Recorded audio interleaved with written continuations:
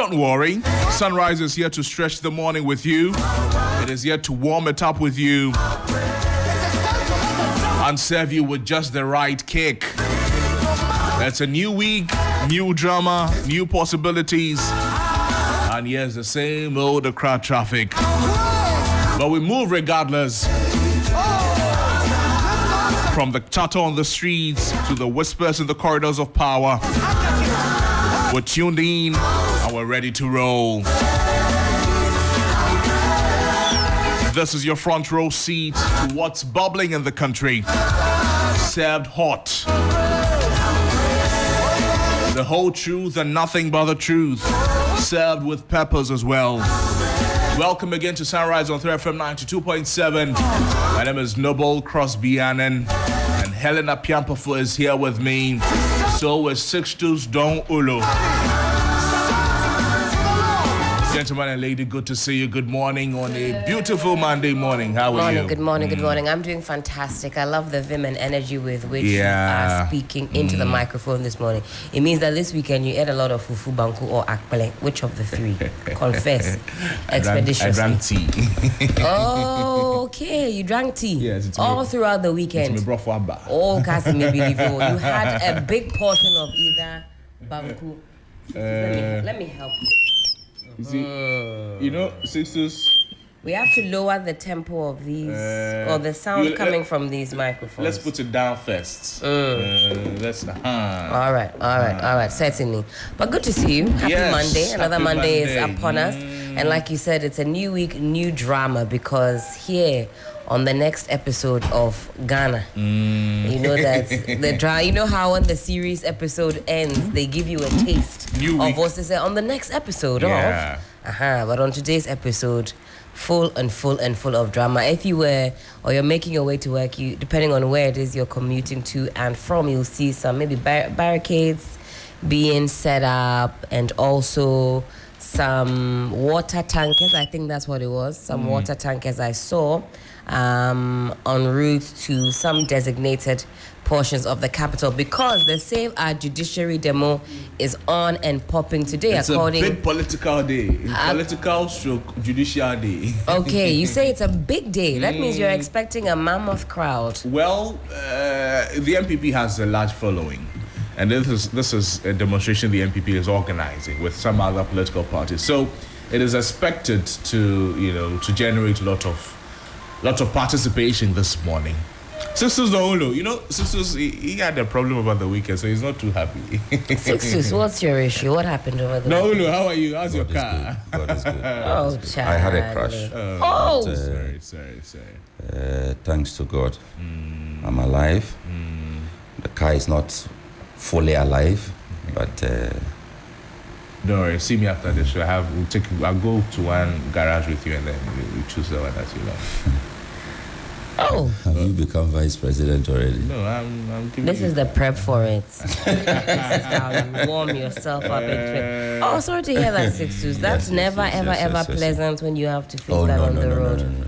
And it was, for in-house, those who know how I drive, they will tell you that this really was surprising, because this was much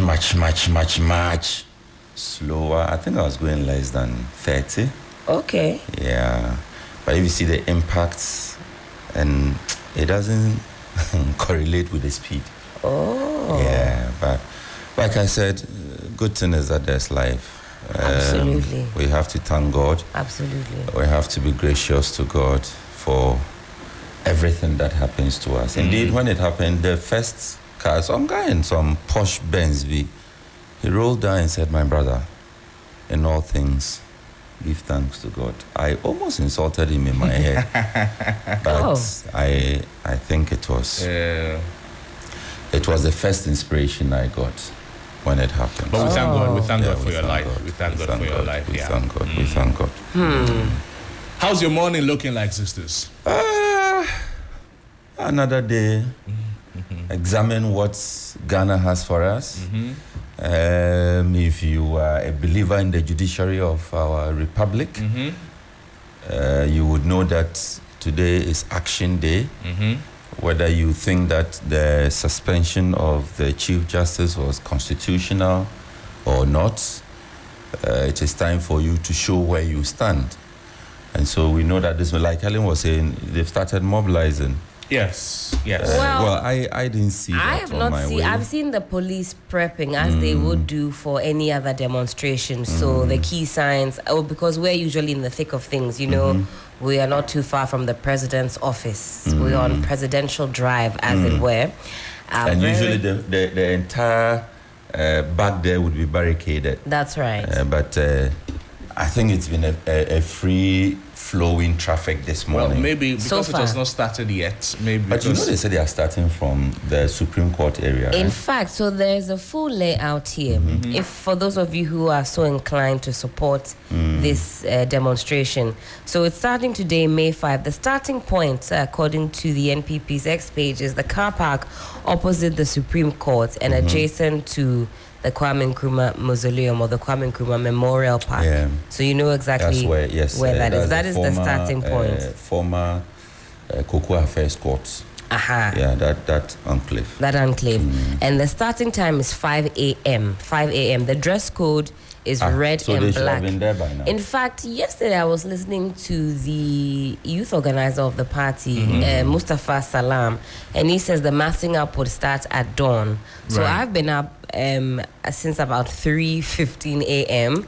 refreshing the pages, checking to see. As for this lady and ex. Oh yes, you know I'm the class prefect there. A lot of the intel gets there, and also on Facebook as well. So I've been refreshing the pages to get a sense of how many people are actually at the premises. At that time, I didn't get a sense that people were some there. pictures here, and they appear to have been taken at dawn today. Okay. And there are people there clad in There's a red and black. timestamp on it. No. So if you look at the picture, you can almost tell that Okay. it's a picture that was taken at dawn. This dawn. Okay. Yeah. So I don't know how you tell that. We will not mind you. Or that it was a picture taken today, you say? There's no timestamp on it. That's why I asked. So how possibly could you tell? Unless you are looking at the original photo, which would then come with, every picture, the kind of phone that took it. They call it properties also. The IT people know that. So yes, the party they have begun massing up at the car park opposite the Supreme Court, where they're beginning the protest. So this is a protest that has some other political parties joining, and it is in relation to the suspension of Chief Justice Gertrude Torkornoo, an action that the NPP and its ally they say that it reeks of political interference and is setting Ghana on a dangerous path of eroding judicial independence. So that is what they're doing. So joining the protest are the Liberal Party of Ghana, the National Democratic Party, the People's National Party, Ghana Union Movement, and others, forming a rare alliance united by outrage over what they describe as a constitutional breach orchestrated by forces loyal to the ruling National Democratic Congress. Goom is still there? That's what the story is. I thought there was some kind of back and forth about whether or not they were participating as a party, or whether or not some individuals had gotten ahead of the party to express their own personal views. I think Goom might have pulled out of this particular demonstration, but it's yet. Or they reconsidered. Or maybe they reconsidered and decided to join. Well, Sami Jemfi of the NDC has preferred some alternatives. He says that the NPP can maybe bend the sea, as opposed to going on this demonstration. And he says that, and you can find that story on 3news.com. On 3news.com, we've got the latest in politics, business, entertainment, you name it. The story is as follows. You can bend the sea. Mahama will not be remote controlled over judicial appointments. Sami Jemfi slams the NPP. Now, Sami Jemfi has defended Mahama's judicial appointment, saying bend the sea to NPP critics and accuse them of political dishonesty. Well, he's the acting CEO of the Ghana Gold Board, and he's launched a fierce critique against the New Patriotic Party, accusing them of hypocrisy and political dishonesty. What is quite interesting is you'll see on the flyers for this Save the Judiciary demonstration that the end point is the Jubilee House. And also listening to Mustafa Salam, youth organizer of the NPP, he was queried. He said, well, a few months ago, let's take you back to maybe even September, the area with which you are going to be storming and handing your petitions was cordoned off as a security zone. I listened to the answer. I'm not sure that I actually got an answer. What was the answer? King was a security zone. Yes. He says, well, others were allowed. And the host prompted him, no, they were not allowed to go that far. It was cordoned off as a security zone. Charlie, you get to 37, the runabouts now, they say you can't move further. Hey, yes, you dare not even go 1 centimeter beyond a certain quarter. But today, the demonstration is I really am set. interested in that answer. So am I, till now. And I listened to the program, and I'm still interested in that answer. Very interesting when you follow. But that's what makes democracy beautiful. Yes. You stop others, and when it is your turn to express the same right, you expect a full enjoyment of that same right that you deny. Should that hypocrisy be called out? Of course. Yes, Of course. It should. Of course, whether it is under Mahama or it is under Akufo-Addo or it is under Bawumia or it is Alan or Cheddar or it doesn't matter. That hypocrisy must be called out. Because, look, and for those who keep talking about, they keep referring us to where we have come from as a people, where in times past, given our military background, right, where we transitioned from, a lot of the things remain a stark reminder of days that people simply could not speak out, and people simply could not move out. Right. They were held down. Thankfully, we say we are in a fourth Republican dispensation, and that should mean something. So if we are in a new dispensation and we still are unable to exercise our right to assembly, our right to association, our expressions, freedom of expression, then are we going or we are coming, as it is often asked. So for me, it's important that we call it out, and that's why I say I remain interested in that response. I don't think that the response that we are getting from the acting CEO of the Gold Board, Sami Gyamfi, is pleasant. That's why when you read it, I said, oh, because go and bend the sea is not a good response to such a demonstration. Yeah. Yes, we are a society. Others will agree, others will disagree. Those who disagree, there are avenues for them to express their disagreement. And as part of this experiment of a democracy that we are all experiencing, it means that we have to continue to allow people to express their disagreement in the forms permitted and allowed by the Constitution. And so if they choose to hit the streets, it's their right. Let them hit the streets and let them present the petition wherever they are supposed to present the petition to. It is that mark of tolerance that we have to celebrate. So, I mean, as a respected communicator, I don't want to say words failed him, the National Communication Officer of the NDC. I don't think words. I think those were the words that he wanted. They were deliberate, to use. carefully chosen. Yes. I don't think he wanted to use any others but those particular. So I don't think it is a pleasant response. I think that, well, the second part of the story you read said that the hypocrisy must be condemned or is condemnable. That I agree. Yes, it's marks of hypocrisy, and we have to say it as it is. Right. But to also say that they can go and bend the sea. I mean, if you said this in Chi, you know how it will sound. I mean, we've been using that expression even as kids, in the classroom. If you don't like, go and bend this. Go and bend as in, do what you want. You can do a You can do it, yeah. You can do what you like. Foko. Yeah. In essence, go. That's another one. Go and hang a transformer. Go and hang a transformer. So I mean, let's allow people to. That's why I started by saying that it's a day for all people interested in the judiciary, whether you are a lawyer, you are a judicial service staff, you are a watcher, you are a CSO person. It's an interesting day. Something will come out. let us see what comes. So they're going to present a petition, no doubt. But for my personal education, I want to understand. Is the petition going to the Jubilee House or the Flagstaff House? Wherever they'll direct it to. If demonstrators present petitions, what becomes of the petition? What happens to it? So I'm asking based on the position that the people they're demonstrating against may have taken already. So, for instance, maybe President Mahama, by the Constitution, decided to suspend the Chief Justice. Maybe per the deliberations, it will direct towards the removal of the Chief Justice. Just maybe. Now you're presenting the petition that seeks to say that it should not happen. It should not happen like that. Now, what happens to that petition you're presenting? What's the consideration levels that should happen to the petition? Johnny, maybe you can help me. Well, I think that the people who are presenting the petitions have already made up their minds what they want. And it doesn't appear to me that the government has made up its mind what they want yet. Right. Because they are going through the constitutional process of asking the, the Council of States to find a prima facie, form a committee, and then subsequently a suspension happened, and that's where we are.